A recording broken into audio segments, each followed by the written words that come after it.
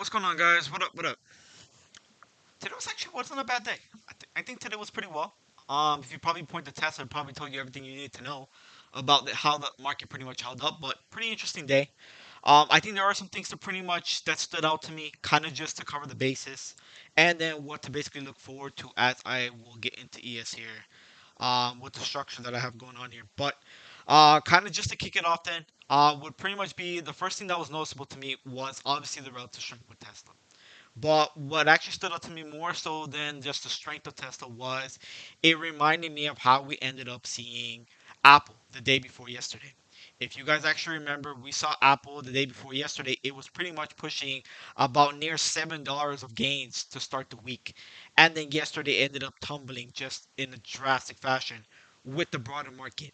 That kind of gave me that sense of what Tesla's possibly in the formation of doing right now. And that's when I saw Tesla just pushing what a 10, 11 point day at the high of the day here today. That gave me that sense of clue that if the market does end up rolling over tomorrow, I would not be surprised if we end up seeing Tesla kind of lead the way to the downside as we saw Apple lead the way. So it does feel typically like when we're in bull markets, you see that rotation of these tech names that lead the way to the upside. It does feel like it's a rotation to the downside as well. So they prop these names all the way up and then they end up flushing them just as bad. So that's what stood out to me in terms of looking at Tesla and then just the confluence of how Apple kind of just started out the week. That just stood out to me. Then kind of just also moving forward, we do have tomorrow. Tomorrow's Thursday. We do have some economic data. Well, I think is going to be pretty crucial. We do have one jobless claims coming out at 8:30 a.m. Eastern tomorrow. The second thing is also going to be retail data as well that comes out roughly around the same time. So those two things feel like a caveat tomorrow. Now, that kind of leads me into my scenario of looking at my structure on futures here. What you can basically see is I have a smaller megaphone within a larger degree megaphone. And so that's kind of a little bit, no, a little bit of a distraction here to say like we're inside of a megaphone within a bigger megaphone. Yeah, that is basically what I'm looking at right now. And what I'm pretty much looking to see is that we likely end up getting a little bit of a pop, a little bit of a gap up, similar to how we started off the week with that CPI data yesterday. I would likely anticipate we get the gap up going right into the data, and then that somewhat ends up being a same, pretty much same type of price action in which we don't come out of that data, likely end up with the market continuing to be bullish. So that's where I'm at with that. That'll likely put us close enough right into this little supply zone that I have, sitting right around near that 4,000 mark on futures. That's what I'm gonna look for tomorrow morning. Whether it end up being just about the same time that economic data comes out, or if it be before the market open, I anticipate that will be just around that 4,000 mark, if not just below it. And that'll likely be the point of entry where I'm going to look for a potential rug pull on this. So that's what I do have on in watch here tomorrow. So I'll keep an eye on that to see how that ends up playing out. Other than that, I am watching for this to pretty much end up taking that rug pull. Levels to the downside, I do have a little of a demand zone sitting around this low 3,900 mark. To be more in the range here, 3,920 to 3,916 is a little bit of a demand level. You basically see that pretty much pivoting off of prior price action from the beginning of September here, September 4th, to where we ended up launching and starting our rally on September 7th. So I'm going to look for that to see if it ends up being any kind of dead cat bounce, any kind of retracement. Maybe we end up getting some kind of retrace. That's the level I'm going to watch for. Ultimately, though, I would expect to break below that support level, that little support demand zone you want to say. And then we should end up making our way down towards 38.84. So that's what I'm going to look for. The big key level that I do have that should ultimately end up being the reversal.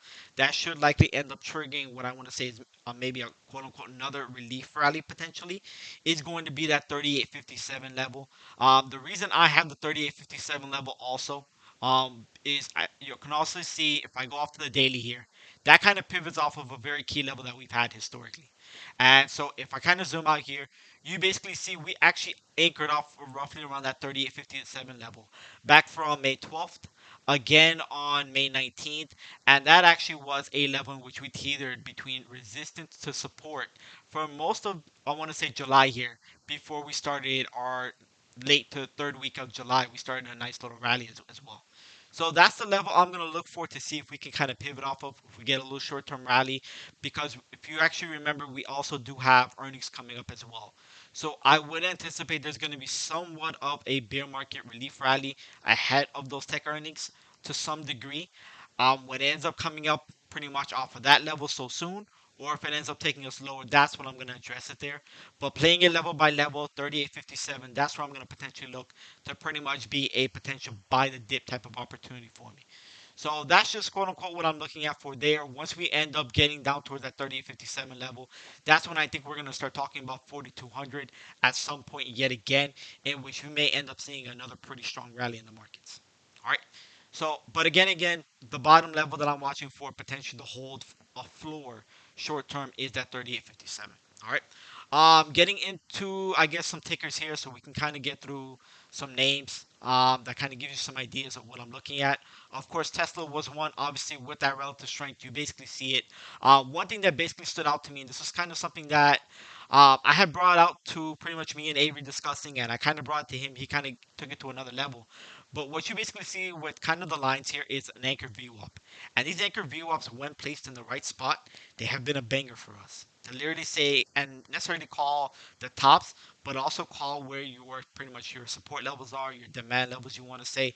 And that's exactly what Tesla ended up doing as for us today. If you look at the 2 hour here to pretty much show us where our relative top was for today's price action, if you see that orange line at the top here, you basically see off of Monday's price action that we had, we never had a full body candle over that 305 mark. Yet again, today was the same exact type of price action. We crossed over the 305, but you see the body of the candle never crossed over here on over that 305 mark, and that was pretty much our rollover spot that we ended up retracing uh, pretty much midday when we had a little bit of a dip opportunity. So that's what actually stood out to me in terms of that. How does that pretty much point us going into tomorrow? You kind of are sitting in a little bit of a range here after that little morning pump that we had. So I'm going to look for price action. Either we're going to finally break north of 305 here tomorrow morning, or we're gonna end up rolling over under 220 or under 299, and then I'm gonna look for this little supply, this little demand zone to support I have sitting down between 293 to 294 is potentially where I'm looking for. So that 293 294 spot, that's what I'm potentially looking at if we do end up rolling over under 299. But upside potential is north of 305 here. That's what I would be looking for north of that. And you basically want to make sure that that 305 holds as a base for continuation to the upside, and then targeting 308 and 310. All right. Before I probably get into some other names, let me get into a Lobo and looking at EMPH. I'm assuming that thing is still going, isn't it? And I feel like every time I've had to look at it, it actually continues to go pretty much exactly to what my estimation was. I think the last time that you actually had me look at this at Lobo, I think we were still talking about this going to that 337, 338 mark, and you are still pretty much on in track for that. It was a beautiful push. You had this beautiful little wedge action. If I kind of outlined it for those of you that weren't aware of this, you had a beautiful little wedge, and once it ended up breaking out and basically retesting, that was just literally fire right there. So you can see basically you had a nice little wedge type of action here. If I kind of just outline it briefly here, that was a beautiful wedge. You got the beautiful breakout. You had the retest down back at that 295, 294 high, and then now you're continuing to push. So a beautiful one. I anticipate you're likely still holding this one, but you are still on track for 337, 338.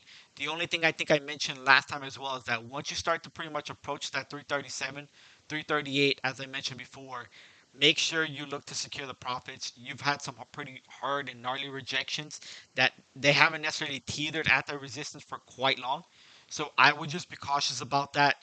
Once you get approaching that 337 mark, look to pretty much have your trigger on the sub button to secure those profits. All right, but that's a beautiful one. I think that 337, 338 is still a lock on that one, and then hopefully you can kind of build a base once it does end up rejecting that 337, 338 level. I would hopefully anticipate that you kind of build a base here, right around that 305 mark is what I would hope you kind of build a base, and then you can see what kind of develops there, whether some other sort of pattern develops, or if you end up kind of reversing to retest that resistance. All right, but that's what I would look for. 350 call autos. I mean, that's a banger. If you do get the overreach, if you want to say that extension to the overside, I would not be surprised if it ends up breaking north of the resistance. So it's entirely possible that the 350 could even go in the money. It is a stretch if it does break the overhead resistance. But obviously, you know my level to pretty much make sure that you are pretty much doing your due diligence in securing that bag. All right. What did I just get a message about? All right, I'll look at that a little bit later. But yeah, so I like that one. Kind of getting back to some other names, I can kind of pretty much point out to another one, and this one's actually been bleeding since yesterday, and I want to say pretty aggressively, has been Meta. I dropped a chart on this one in the dojo before the close. I think I was pointing it out to Avery, but this is a beautiful one that I'm kind of eyeing here for, even though it's showing relative weakness. And I want to say this is probably one of my more favorite patterns in terms of those of you that just know my style. This has been one of my favorite patterns to pretty much identify and distinguish. Is this? It's pretty much a descending broadening wedge action. And this has just been a beautiful one. So I am looking at pretty much this is going to end up getting a nice little rebound here. It'll likely be in pretty much confluence with the broader market pushing up towards the 4,000 mark or so. But I'm looking at resistance sitting back here at this 155 mark.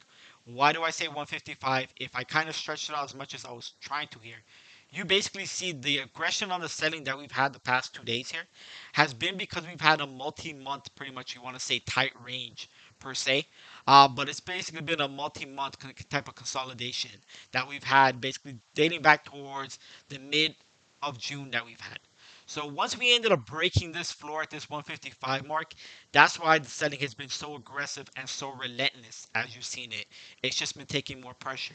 So I'm going to look for this to retest that prior floor as a resistance at 155. And then that should end up being pretty much your high. And then we're going to continue to see the bleeding just continue down back to the downside. I am looking at the downtrend support here, sitting roughly around that 136 to 137 mark as we're going to end up declining. So 136, 137, that's the spot that I'm hopefully ideally looking for. Whether it be a short-term position, a long-term position, you're looking to buy shares, whatever the case may be to load the whole boat. I think 136 is likely going to end up being that spot that you pretty much look for that. So that's one I would definitely keep an eye on in terms of just giving you, my heads up on what I'm looking at. So 155, and then that should put us right into a buying opportunity down at 136, 137 on that one. I saw two people actually mention. No, Veer, you mentioned Amazon. Okay, a little bit. You also mentioned Amazon. So let's take a peep at Amazon. I do expect some pretty much some overhead resistance here. That does look to be, if I kind of just draw a line out here, I do see your overhead resistance sitting roughly right around this 130 mark. I do think that's pretty much going to be a tough mark to get over, is that 130. So I do end up seeing that end up hitting tomorrow morning with the gap that we have. Potentially the futures going up to that 4,000 mark like I showed at the beginning of the segment. 4,000 should be pretty much enough room for this to pretty much push up towards 130. I don't expect it to get more upside than that. If you do any kind of overreach above that 130, you could probably stretch this up towards 130.82 ish. But I don't expect that to be more upside. So that point being is that it is going to be limited. But you could stretch up towards 130.82 is what I would have for upside. Otherwise, I do think that could potentially even set up for a head and shoulders type of action. You can basically see you have a little bit of a shoulder right here. Maybe this is a weak shoulder, but that could potentially end up being your left shoulder. And then you could potentially make a right shoulder here as you approach and you breach that 130 mark tomorrow. So I would keep an eye on this one. It may end up being a little bit of a head and shoulders type of action we have off of that morning gap up and pushing into that high 130-ish area. And then I do have a zone sitting down below here. Between 122 to 120 is what I have as a potential demand zone for your next bounce. And that may end up being a trigger for that bounce that I'm looking at to maybe retest the neckline of this potential head and shoulders, which is still premature to say the least. I mean, I'm not going to say and say here that it's going to make a head and shoulders, but just looking at potential where your overhead supply is at that 130.82 spot, I would anticipate with the left shoulder here, you likely get the right shoulder, you take the leg down to as low as 120, you get the retest, and then you will see if we get a continuation back to the downside, or if that we get pretty much a continuation off of that meaningful reversal. All right. So that's what I would say with Amazon. There, I did cover Tesla. That was pretty much, I think, one of the first ones I might have covered. But I was basically looking at Tesla. You're sitting in a little bit of a range here, basically between this 299 and breaking over 305. That's the little bit of range that I have us sitting at right now. So I would watch to break north of 305, break south of 299. Your downside is favored in terms of this one. You break below 299. I have this coming into a potential short-term demand zone right between that 293 to 294 spot. So that could open up a pretty large move to the downside, just as much as we had a large move to the upside. But if we end up cracking below 293, that'll take us to a very much larger degree move, and support will fall down towards 285. So I think that kind of is in conjunction with how we saw Apple start the week, and we ended up seeing it roll over pretty hard yesterday. We saw Tesla roll pretty much just show that relative strength today. It could be relatively bad tomorrow if the broader market ends up rolling over. So that's just a point I made also as well pretty earlier. Ver, did I see put flow on Amazon? Nothing that kind of stood out to me in terms of, no, I want to say that's very significant. I think the more significant ones were pretty much looking between Apple. I know that we had a whale alert that hit on Apple for the 160 calls. That was one that actually stood out to me. Did I actually have Apple charted out? I think I might. Yeah, actually, I do have a little bit of a chart on Apple, a little bit of a, you want to say a wedge, broadening wedge type of action here sitting. But we saw the 160 calls that they were hitting. That actually kind of lines up with the resistance that we had. And that dates back towards September 13th, sitting at that 160 level. That could potentially be, a short term top that they're trying to pretty much identify here. But I do have this pretty much getting up as high as 157 half. That should take us back down towards 152. We may even get down to as low as that 150, which is going to be, again, a mental number if you think about it that way. But then we could potentially rally from that 150 all the way back up towards that 160.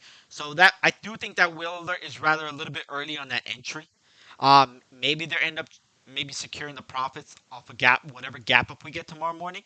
But I do think that entry is a little bit earlier on that Apple will alert.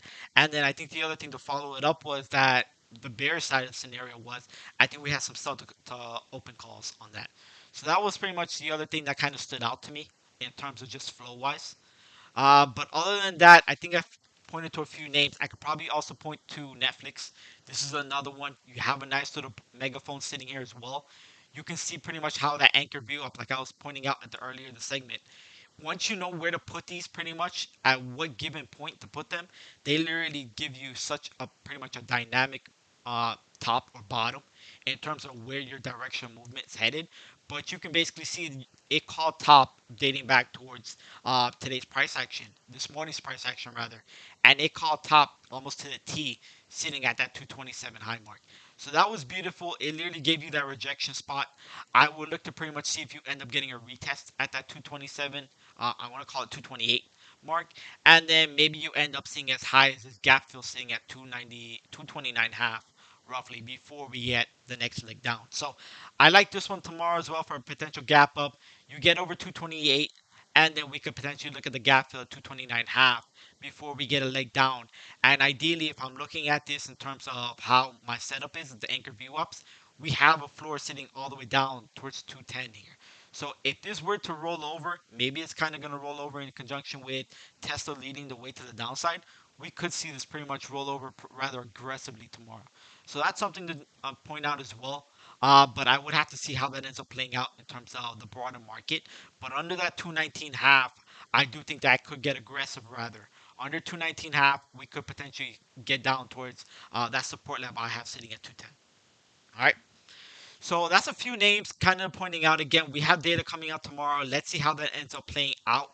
But other than that, I think we're going to want to see if tomorrow's price action is going to end up holding pretty much once we end up getting economic data, because I could say one thing right now and then we get a complete flip like how we had off of CPI data. So I'm gonna want to see how the reaction is off of retail and jobless claims numbers, because given the fact that obviously CPI data was pretty bad, is it gonna end up being a reaction of saying is the economy is even more worse, looking at retail numbers and jobless claim numbers, and is it putting more force on pretty much the Feds for their next rate hike? So I'm interested to see how the reaction is going to be, what the numbers are going to be tomorrow, and then once we end up seeing whether we get a gap up or we end up losing the gap up more so, then we'll be able to address pretty much some more specific levels. All right. But other than that, I think I will probably leave it there. Pretty short and sweet in terms of just giving you guys my layout, some of the parameters that I'm looking at. But I will leave it as is. Appreciate all of you guys joining as always. But other than that, you guys have a great evening, and I will see you guys on live tomorrow morning.